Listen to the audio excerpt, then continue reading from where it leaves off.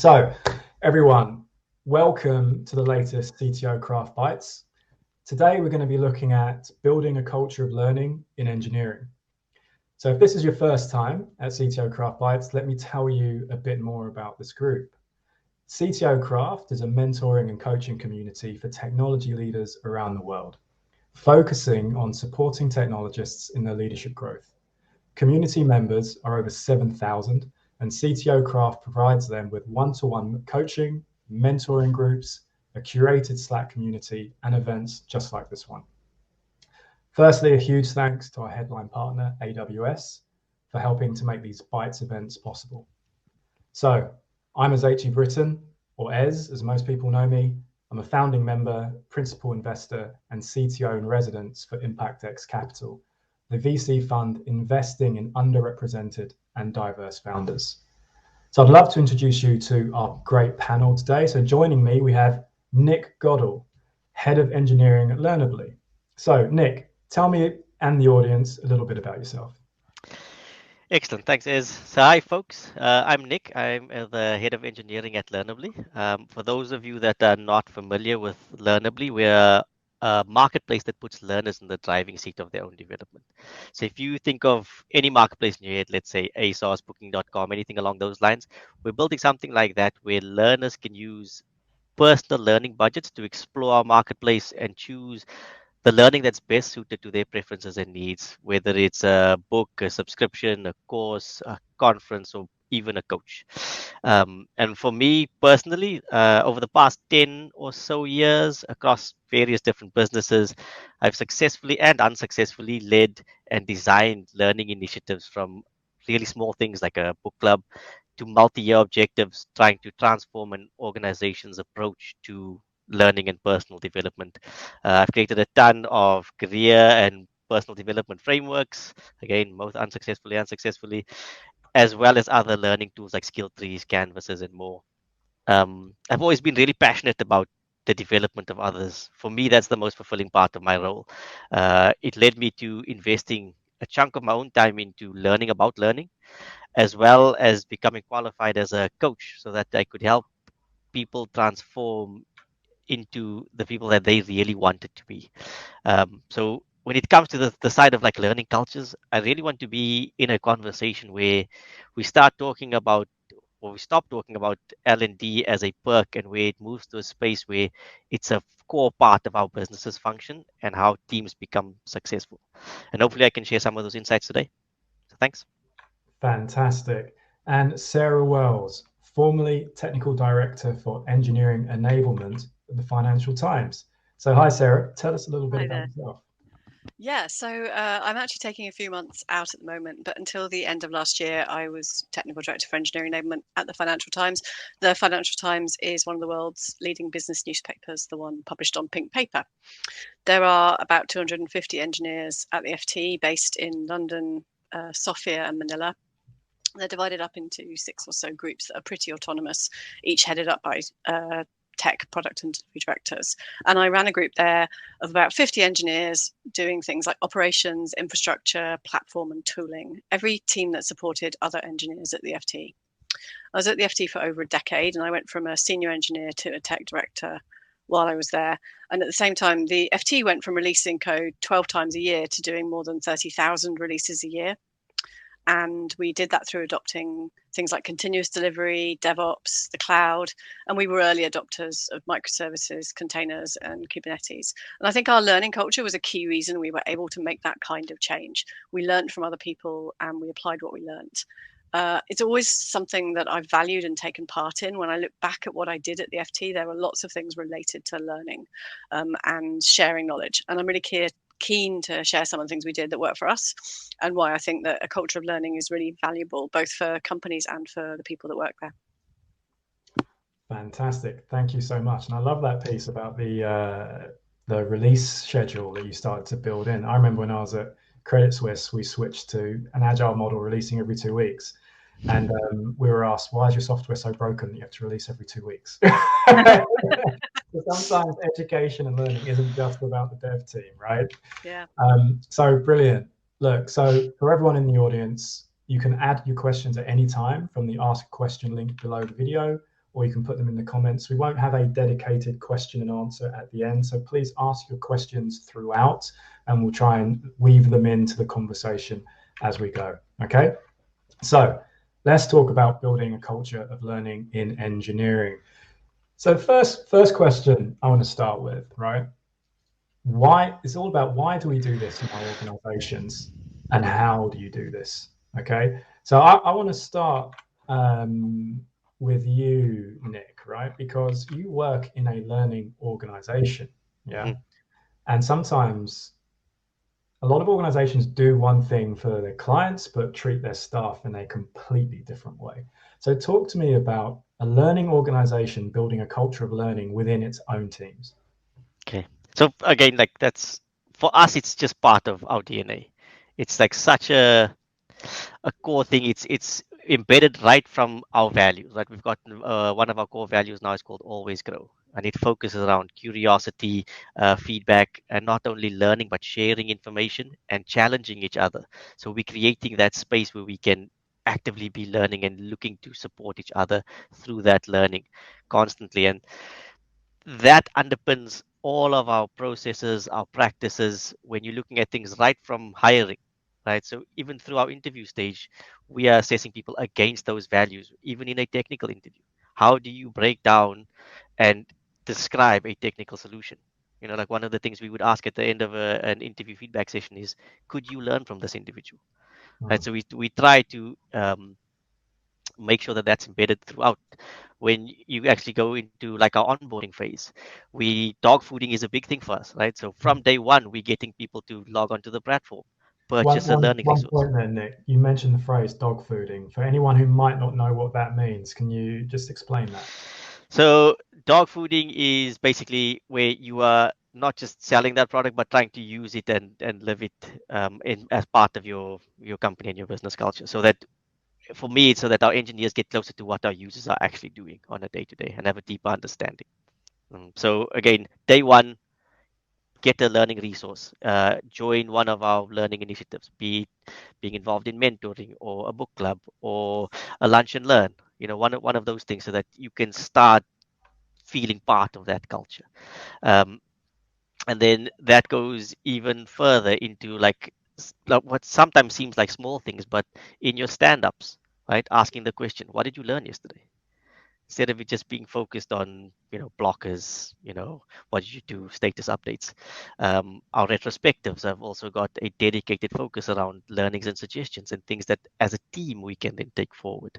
And coming to one thing which really works well around us being remote, because within the remote setting you lose those accidental collisions where you and I would be at the water cooler and we'd start having this conversation and Sarah might overhear and go, oh, that's interesting. So we've created not only multiple Slack channels for different types of learning events and just general learning, but we also have a system of praise and encouragement. So if someone's giving you some really good feedback on a pull request, you know pick that person up, and we do it publicly so everybody can see, and you can not just say, oh, thanks, Ez, that was a great comment. Tell people why you felt it was a good comment and what happened. And again, it reinforces and creates this loop of like trust and a culture where we're open to these pieces. And even from a leadership standpoint, we encourage our leaders when we see something that somebody might not have recognized as a learning opportunity to highlight those and go, oh, that's great. I can see, we learned off of that. Somebody else learned something from you. And those are just some of the small pieces that we put in place to try and build what we think our culture should be.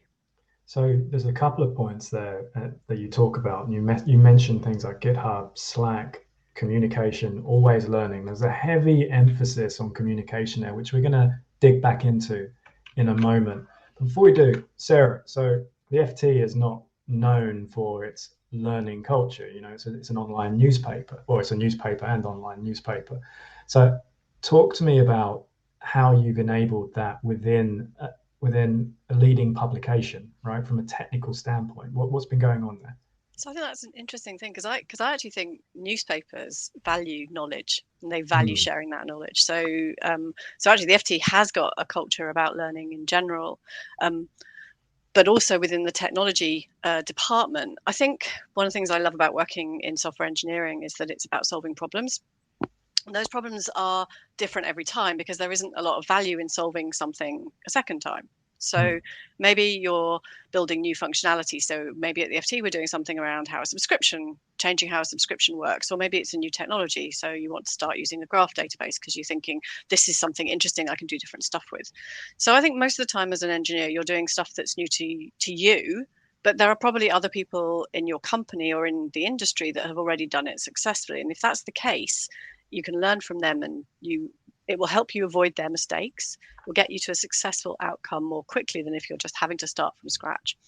And there are obviously occasions where you're doing something that's genuinely completely new, but there's still something around understanding the context, the things people have tried before, the processes that will make that more likely to be successful, and we can learn those. So I think that having an outlook where you seek to learn from others is something you should do for business reasons, because you pick up new things. But I also think it helps you keep staff because they have more opportunities to develop themselves, and they spend less time struggling through a new thing. So the kinds of things we've done at the FT, and there are lots of general things that I think any company would probably do, where you pay for people to go on training or conferences, or you encourage mentoring. A couple of things we've done that I think are less common. Maybe the first thing is 10% time. So this is something that's done at a team level. It's the idea that you can spend 10% of your time working on something that isn't on your team's roadmap. So I've found that one day a fortnight works well because you have the whole day for this. And when I ran it on my team, I'd ask people to set up front what they were going to spend their time on. And we would have a show and tell the following day where you gave a very informal and quick summary of what you did. And the reasons for that were that it's good to make sure people have a goal in mind. It's too easy to read a blog, pull a thread, go somewhere else. But the thing about 10% time is it lets people try out new technologies or to scratch an itch, something that annoyed them. And you quite often had people solving problems and building tools that got rid of something boring. So the 10% time was really a good thing to do. The second thing we did were hack days. So once a year, a chance to get together in small groups and spend a day building something. Now, Hack Days has it can have a bit of an intimidating vibe.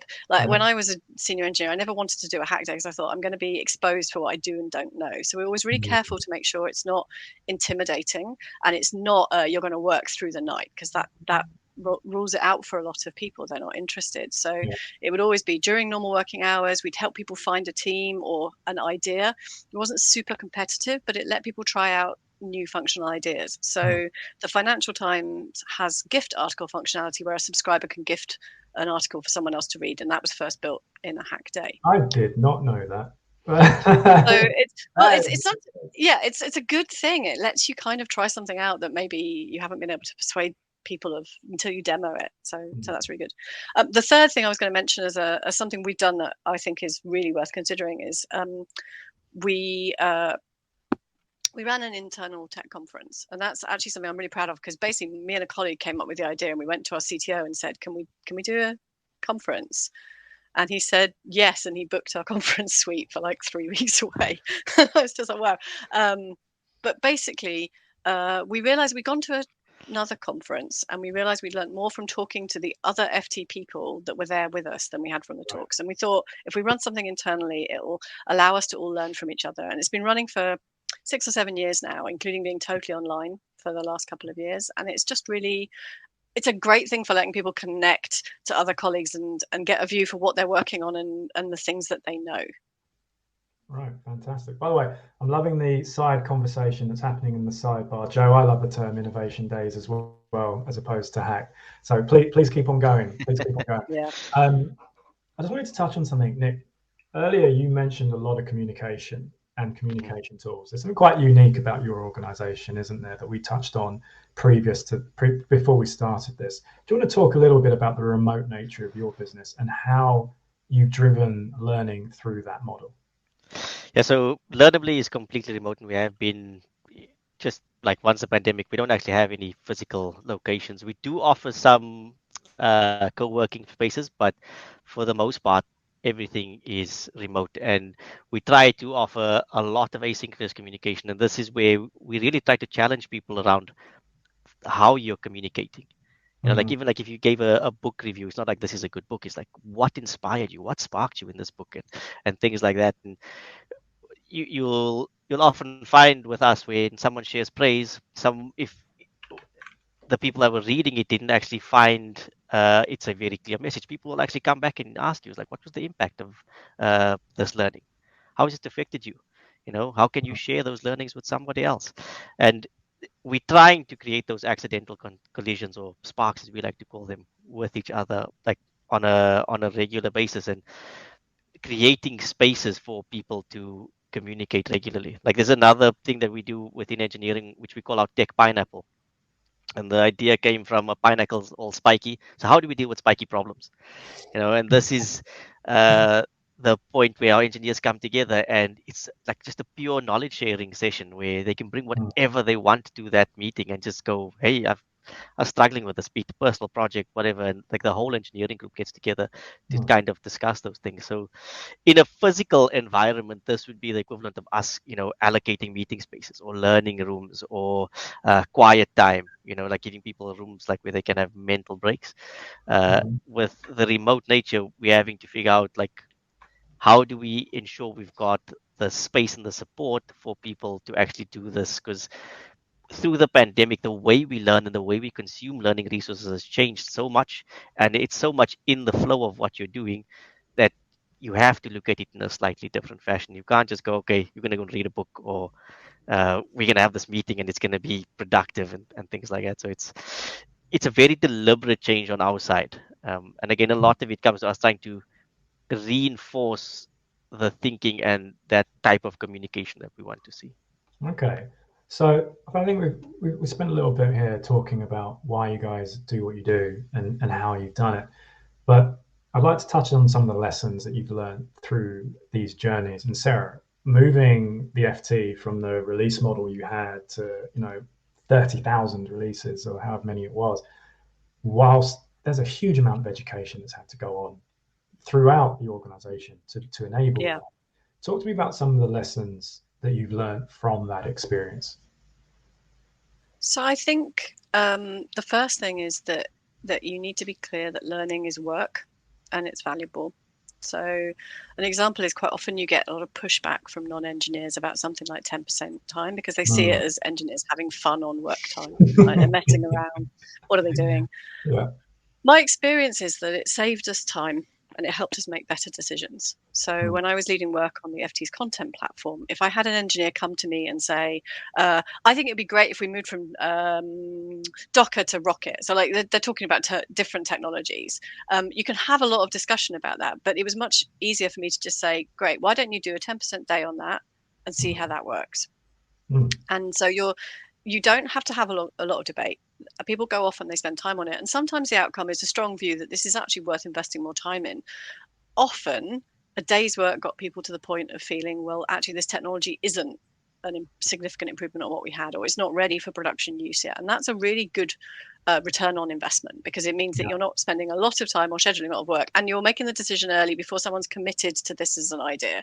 Because the more that you're committed to something, the more hard it is to change your mind. The second thing about lessons learned is that I think you need to recognize the work people do to help others learn and to support that learning. So there's a really great talk and blog post by Tanya Riley about glue work, where there's the idea that there's lots of work that you do in a technical team that's glue that keeps that team working. And it's things like, organizing events or, running a workshop. It's the kind of work that often gets picked up by women on the team. Right. And it's also work that often turns out isn't promotable. Like you get to the promotion round and you get told you haven't done led a significant piece of technical work. So you need to make sure that glue work is valued. If you want people to do it, you need to make sure that's something you can get promoted for, and it needs to be something that you recognize that someone has done that. So if you're going to make learning important, you need to value that learning, basically. And just to expand on that, because part of the problem, you talked about the business, right? And not appreciating that. How did you overcome that reticence? I think you involve people. So if it's someone, if it's a scrum master, or if it's product person, like get them involved in the 10% time, so they see they're there at the presentation and they can see engineers are engaging with something interesting and they're reporting useful stuff back. And then you just have to have a really strong support for, we're going to do this because it's valuable for us in lots of reasons, and try and prove where, like mention the times where we did this, this was something someone picked up in 10% there, now we're using it. So just I think it's like anything where you're leading a team or a group, part of your job is to sell the value of the stuff your team is doing. So sell the value of the learning that your team is doing, explain how they did this because they invested in learning. I think that's just a sensible way to approach anything, really.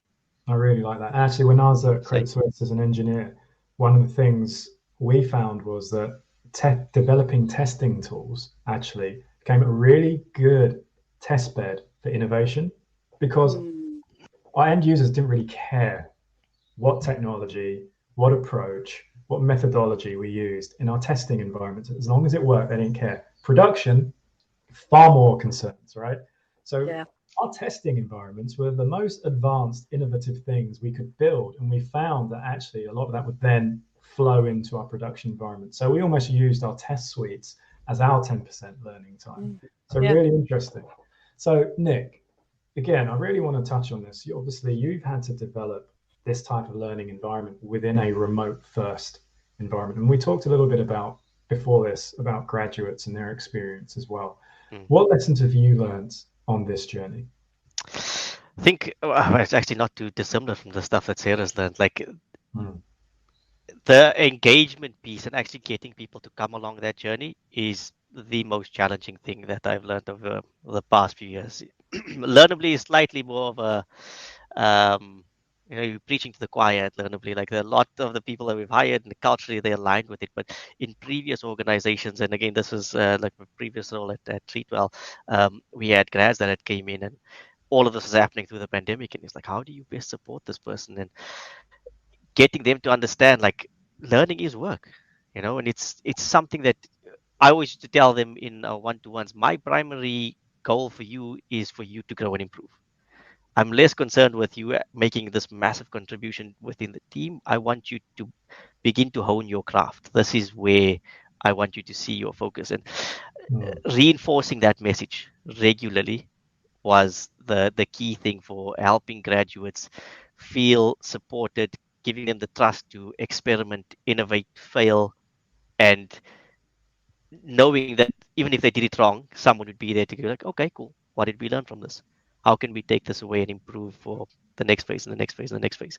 So it was things around that. Like when you're looking at this question, I always think of learning in like this really basic 3-stage learning cultures maturity model, where your first phase is like building this environment where you're creating the space for people to learn. And this is giving them the tools, whether it's frameworks, your 10% time, Learnerbly as learning leave, things like that. And you create this foundation. And then the second stage of the maturity model is where people really start to engage and using resources and start applying that knowledge. And that transition is where it becomes really tricky for me. And at multiple businesses, I 10% time, 20% time, and you always get people go, I didn't do what I said it was going to do. And people will be like, I didn't have time for 20% time because it's not real work.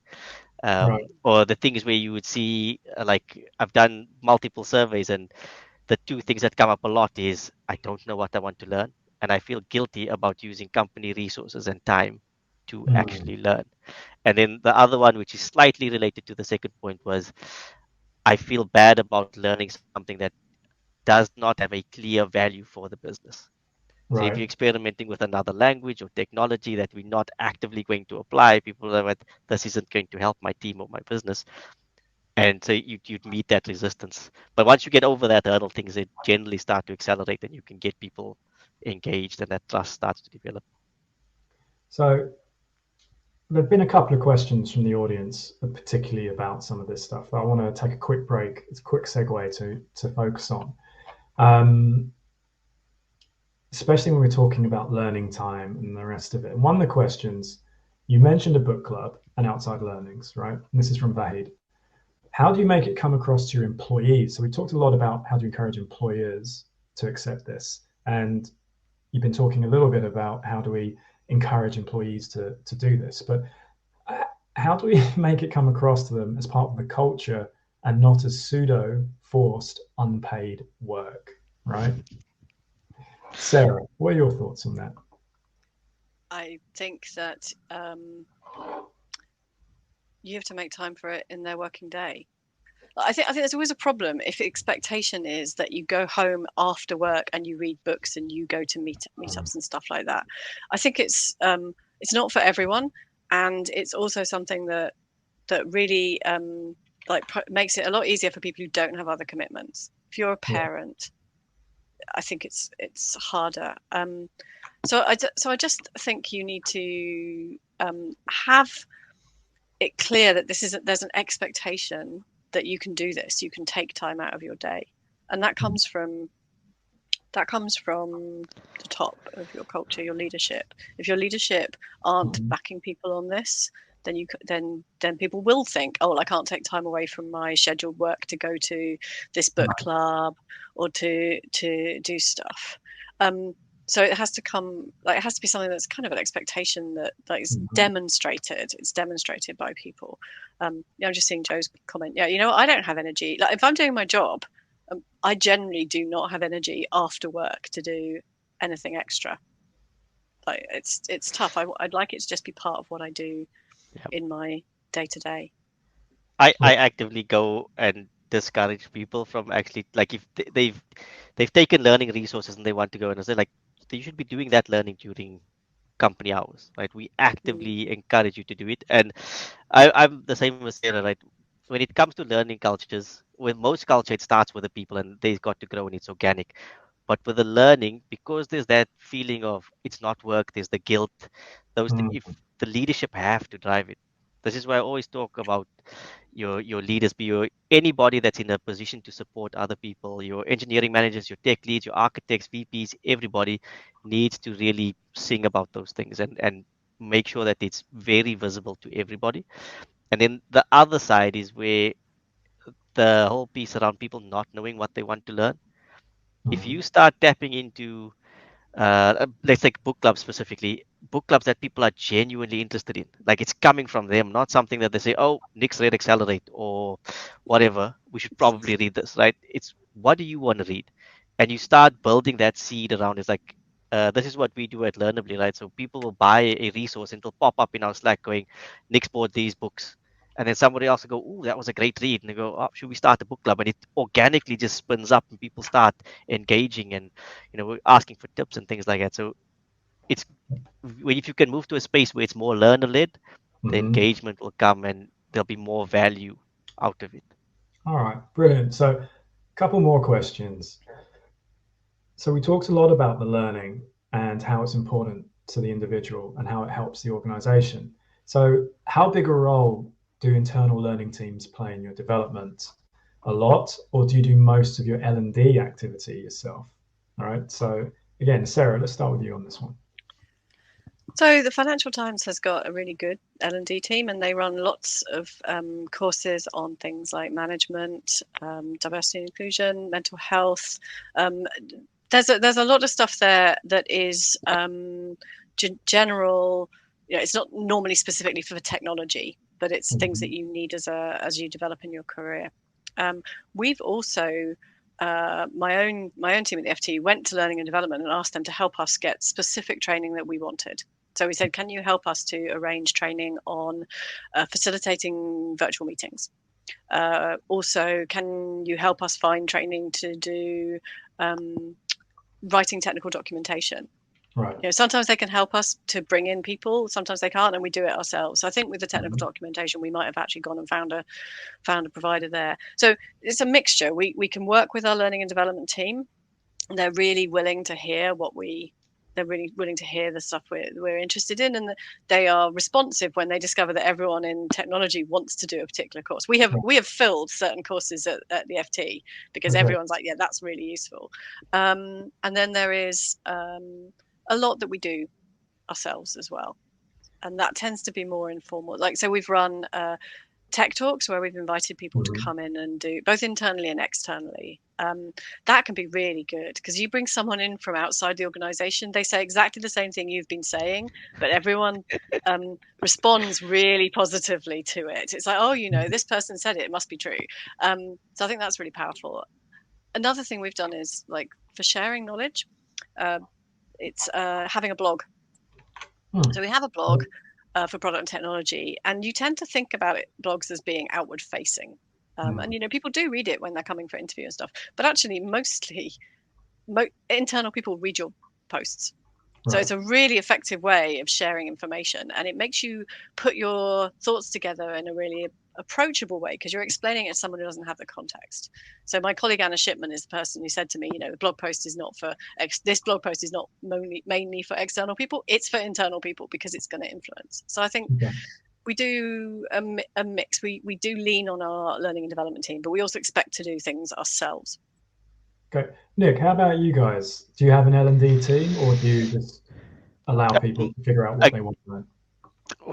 Like, I'm in the middle of those two places. Look, we have a really good people team that covers sort of the whole learning aspect. But again, everybody at Learnerbly is so engaged in, like again, it's part of our DNA and who we are, that it becomes much less of a battle than what I've had in the past, where like all of that would have been driven by myself or folks in engineering, and it would have been very specific for engineering. Like, I've been in places where the rest of the business didn't even have learning budgets, and the engineering team was the only team that had a learning budget. And it came across as being very unfair, but we recognized early that it was so important for our teams to keep learning and have access to resources they need to be performant and motivated and growing. So it's always been something that's been a big drive. But like I say, Learnerbly is really lucky. We've got a great people team. They have just started rolling out a series of like training courses for managers, like communication skills, all of those. Like, again, it's the soft skills, but it's really brilliant. But also, to the flip side, I think anybody that's listening, if you're thinking about the learning culture, engineering specifically, because our technology changes so quickly and things are moving, you need to be involved in that conversation. Your L&D team will do stuff naturally. That's their job. They're going to go and do those things. But you as an engineering leader need to be part of that, understanding what your people's needs are. Like, how do they want to learn? What resources are impactful? Like, what does a budget look like for them? And make sure that that's filtered up to whoever needs to be involved in those decisions, so that whatever you're pulling together is going to be meaningful and used by your teams. Like, the worst case scenario is if you build all of this stuff and then nobody engages with it, because then all of you end up flip-flopping like a year later, and you're switching providers and trying to find a solution. Yeah. So, this is probably one of the most engaged audiences I've ever seen, actually. The number of questions that are coming through, it's incredible. This is amazing. It's completely derailing all the questions that I had, by the way, but it's perfect. I do have one question I do want to ask, especially as we're focused on this L&D side of things. Do you assign a budget for learning continual personal development, CPD? If so, how much? Or is it just, as you said, Nick, for you, this is just part of what we do. Learning is just part of every day. Sarah, you said we assign 10%, but outside of that, around courses, materials, etc., plural site licenses, do you put in place a learning budget? So I can jump in there. Nick, go for it. We have, like, I've worked in both like very extremes, where like small budgets and people allocate that. At Learnerbly, we allocate £1,000 per person for people to use at their discretion. £1,000 per person. You heard it here, guys. £1,000 per person. That's Nick's answer to this, right? £1,000 learning budget. I've worked in companies with unlimited learning budgets, but again, it all comes down to the culture, right? If people are engaged, they will use it. And the numbers show, like, you always see an uptick in budget utilization in Q4 because people haven't used any of their budget for the first 3 quarters of the year. Q4 hits, and then developer X goes and buys 20 books, or Right. you know, gets his subscription to Pluralsight or like whatever. So there's a lot you can do without budgets if you're smart about it. And again, Sarah's referenced a whole bunch of things: internal conferences, blogs, things like that can be really, really powerful. And even like book clubs are such a low return, like in terms of cost to return of investment. You know, like 5 copies of a book runs you maybe 50, 60 quid. And then you have a really good meeting and people start applying that knowledge. The ROI is huge. So it's just about, like, you can be really smart with what you do around it if you start listening to what people need. So, Sarah, given the FT, I mean, I imagine there must be a CPD learning budget in there, right? How does that look? How does that work? So there is. The FT is the first place I worked where I ever got sent to a conference, because previous companies just didn't see that as that's like that's a jolly. It's not for learning. They're completely wrong. I used to do training at previous companies. The FT has a certain, like, we have a budget for a group of money to spend on training and to spend on conferences, and it isn't allocated per person, it's allocated for the group. And generally, you as a tech director, you look at the people who work in your organization and you think about where you're going to use that money. So generally speaking, if someone comes and wants to go to a conference, they get to go to that conference. Probably wouldn't expect people to go to multiple conferences unless there's a good reason. In general, you look at the budget and think, oh, will that be enough? But I've never had it run out. And we do also encourage people where they're more junior or they don't really know what they need. We'll encourage people. We think you should get a subscription to this, or you should buy this book, or you should go and do this. And so we expect line managers to work with people to help them work out what they need to learn. But we wouldn't get to the end of the year. I mean, we do also have a bit of a bump at the end of the year, but mostly because people suddenly think, oh yeah, I really should. I should ask about going on this. Conferences in general. One thing we started doing probably in the last 5 years is people from the FT would go and speak at conferences. And that's actually pretty good it's good for a lot of reasons. One is that it really gives you a solid understanding of a topic if you're going to talk about it. I started speaking, and it meant I had to work out what my opinion was about observability or about microservices. So that's really useful. Also, you get to go to the conference for free because you're speaking, and you can sometimes get tickets as well through that. So like, if you don't have a lot of budget, that's a good way of getting into those events that you may not have the money for. If you can speak at it and take other people along with you, it's really valuable. Fantastic. All right, so we're moving forwards. There's a really interesting question here, and this is a really critical one, right? When you focus on learning, it's such a core part, and you want your team to be able to spend that time learning. But what happens when business pressures and priorities start to kick in, right? So how do you defend, and this is a question by Bertrand, how do you defend your engineers' learning time when business puts increasing pressure on releases? Now, Sarah, it sounds like your solution is just keep releasing, right? So release all the time. Flood them with releases and they can't complain. So I just think that there's a difference between we've got an immovable deadline, and so we need to not do this training or not do this thing right now because we have to, like, if we were building something at the Financial Times that needed to be ready for budget day or the election, you can't reschedule that. Almost everything else that you're doing, or if we had work to do that was about us migrating away from a technology before the contract ended, you've got an immovable deadline there. Maybe you can be flexible. But I think in general, you have to be quite strong to say, we get a return on this investment. So you want to really make the case that this is something that people should do. And I think it is difficult because sometimes you'll have an engineer who says, well, my Scrum Master doesn't want me to go and do this course. And obviously, if they're basically going off and doing learning like every second day, it is very difficult. So you find a balance. But what Nick was saying earlier about leadership, I think it's you don't just talk about learning being important, you model it by doing it. So you are seen at this course. You are seen taking part in this. We have a lot of employee groups at the FT, support groups in areas like for parents, people with disabilities. They will often run educational and informational stuff, and it's really important that leadership go to that, because it's not enough to say you should go to this if you don't turn up, because it demonstrates that it's valuable. Got you. And Nick, what about you? I think again I align with a lot of what Sarah's saying there. I think there's an element of having to educate your senior leadership as well. Like I'm a big advocate of having no deadlines. Right? There are those things that you need to be able to do, like whether it's a GDPR or whatever, like financial year end, blah blah blah. Those things like you have to stick to. But with let's take the Learnerbly example. One of our tenets within the team is to learn and share knowledge, and sometimes we know this is going to make us slower. We are willing to accept that as a team because we know in the long run this is going to be a valuable thing.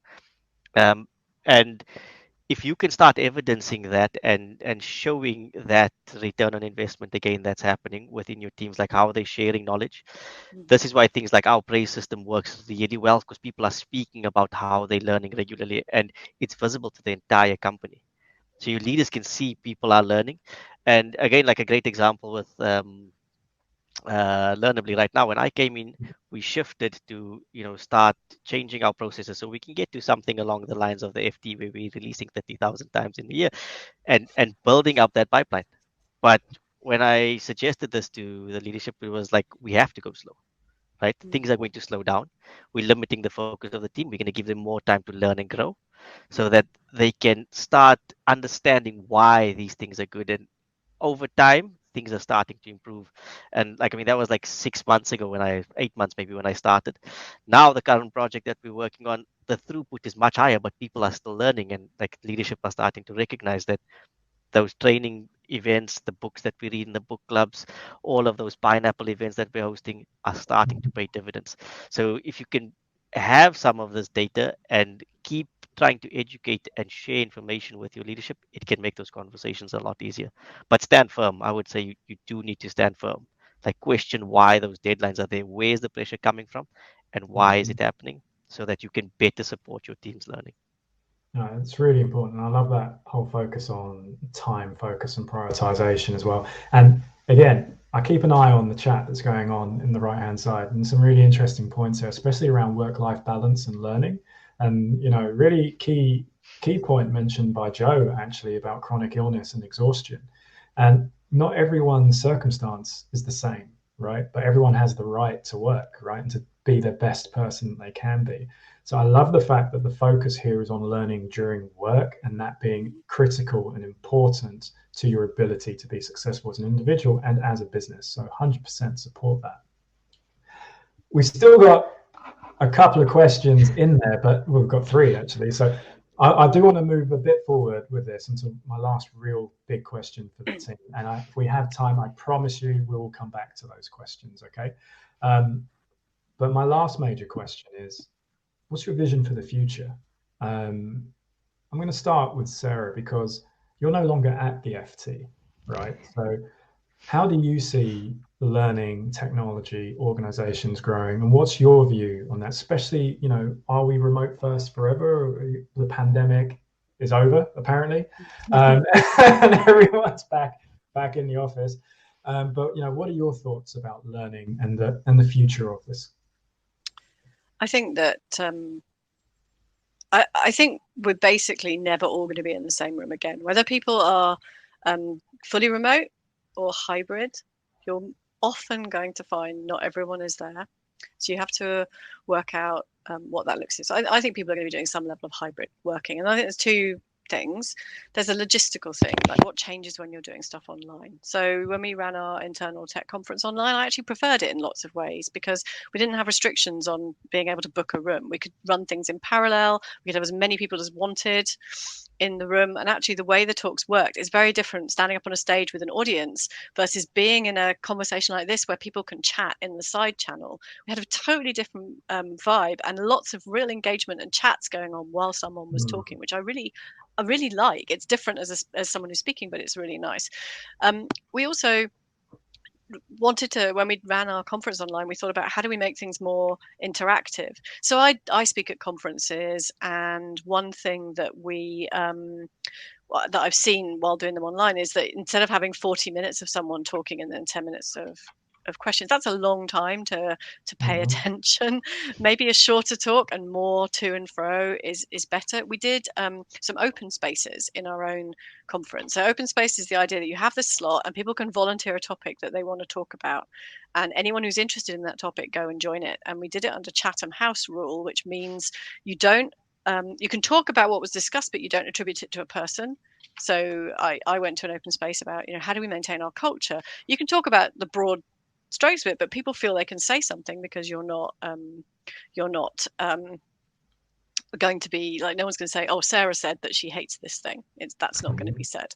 So I really liked what we did to change in response to that. But the other thing I like about like thinking about this is learning is a way that you can actually help some of the other problems you have with a more work from home environment. So I don't know, probably most people, the pandemic started and people would have like, let's have an afternoon tea, and you all turn up and you're trying to replicate what you did in the office, but actually it feels quite weird. There's 10 of you, which makes it really hard to just have a chat, and after a while people just feel that's really hard to turn up for. So one of the things we tried to do in my team at the FT was to think about what can we do that has a structure, but people will come along and they also get to do the social side of things. So that's why some of our training that we did, we would organize training that was people from different parts of my group who don't necessarily work together.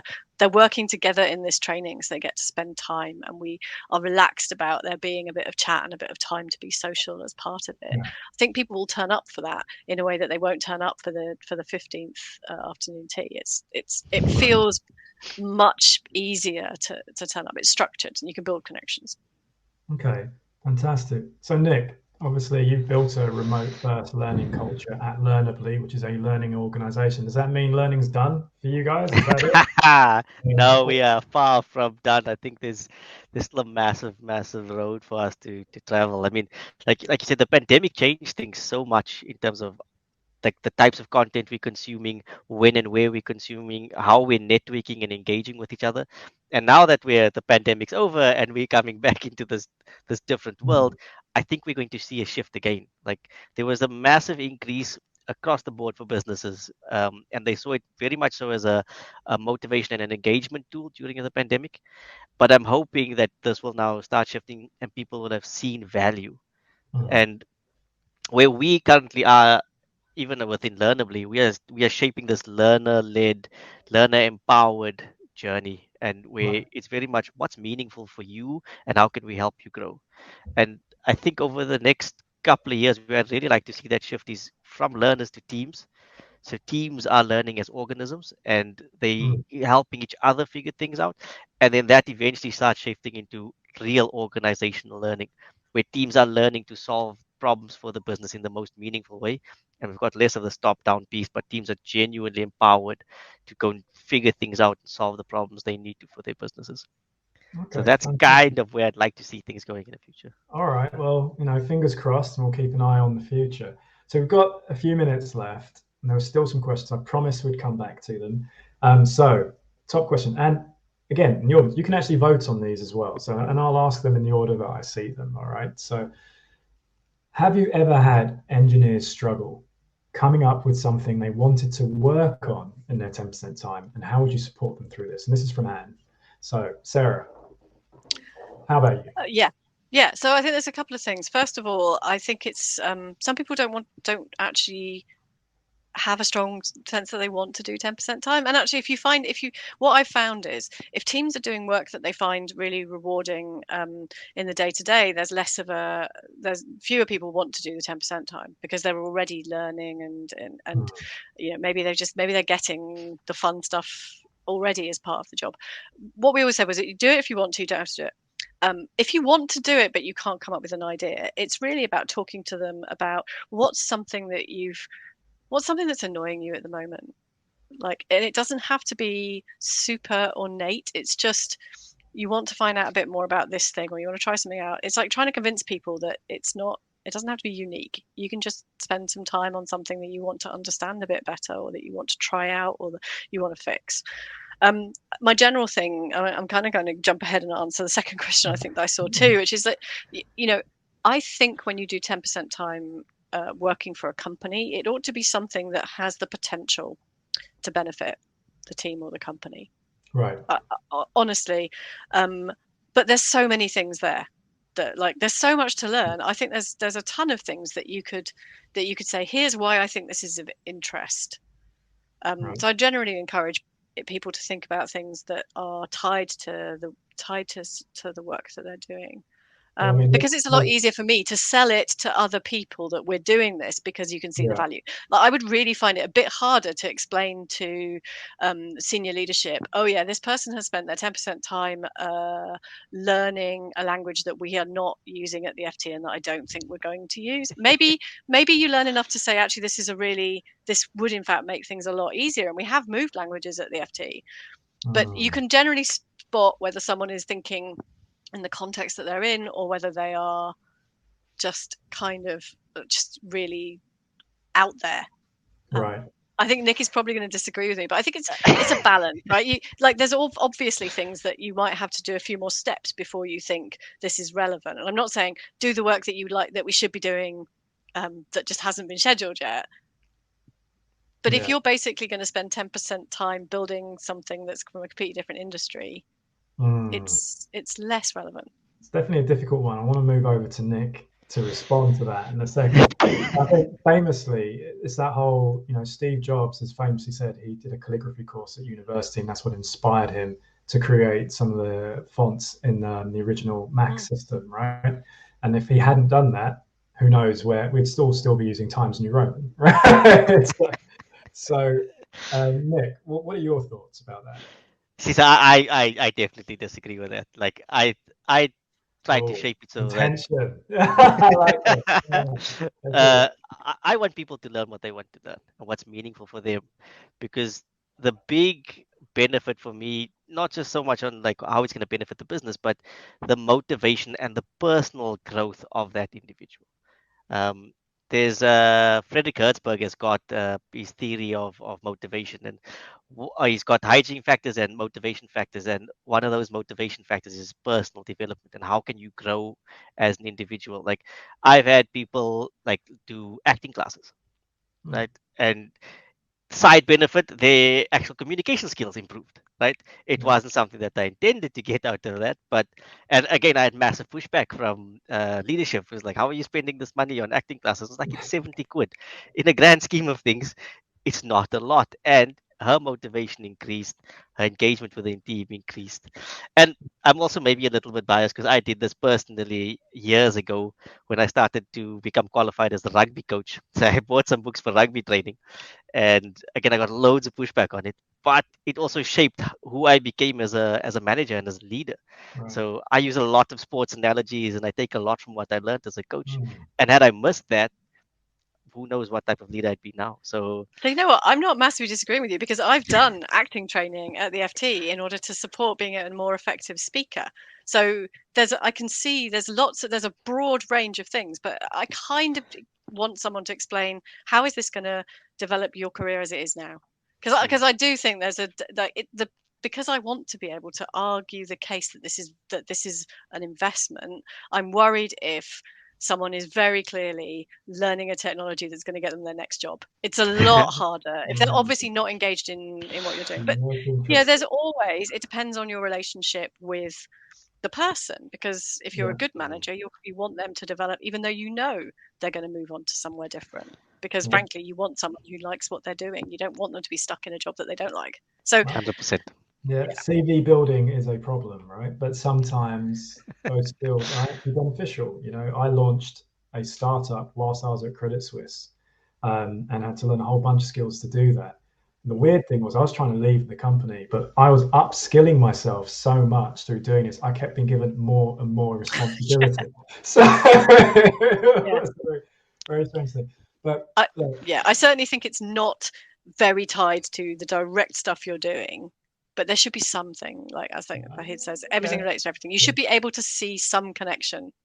Absolutely. I love that. Everything relates to everything. Absolutely valid. And Joe, yeah, I'd love to see more people do stand-up courses. A, it'd make them more entertaining. B, it would actually improve the public speaking skills. But look, we're right at the end. There's still some fantastic questions. I'm really sorry we won't be able to get to them. But this has been a brilliant CTO Craft Bytes session. Thank you, Sarah, Nick, for talking with us today. You can connect with our speakers after this event. I've shared all of our social media handles in the chat. So thank you everyone for joining. Also, just so you're aware, next Friday, 12:30 GMT, we have another CTO Craft Bytes, Manage Your Energy, Not Your Time, which is very interesting given the conversations we had on the side. So the Eventbrite link is there. So please do check it out and check in with us next week. So last word from Sarah, please. Well, thank you for inviting me. I've really enjoyed this. Really, really good. Fantastic. And you, Nick? Thanks, everybody. This is my first time. Thanks for being kind. This was amazing. Brilliant. Have fun. Thank you, everyone. Have a great day and see you next time. Bye. Bye.